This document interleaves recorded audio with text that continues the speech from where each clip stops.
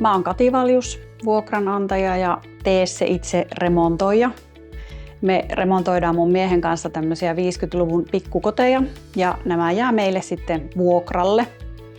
Nämä asunnot on meidän harrastus ja tapa saada sitten joskus eläkkeellä passiivista tuloa. Vastuullisuus on mulle tosi tärkeä arvo.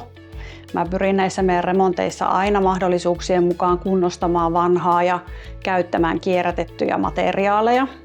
Mä metsästän nettikirppiksiltä muun muassa tammiparketteja ja söpöjä kaakeleita. Mä oon valinnut meidän kylppäriremontteihin kotimaiset Polarian kalusteet sen takia, että mä tiedän, että ne kestää aikaa ja roiskeita. Tuommoinen kylpyhuoneremontti on aina iso satsaus, joten mä en halua olla parin vuoden päästä uusimassa kylpyhuonekalusteita. Polarian kalusteiden muotokieli on myös semmoinen ajaton ja ne sopii yhteen monenlaisten värimaailmojen kanssa.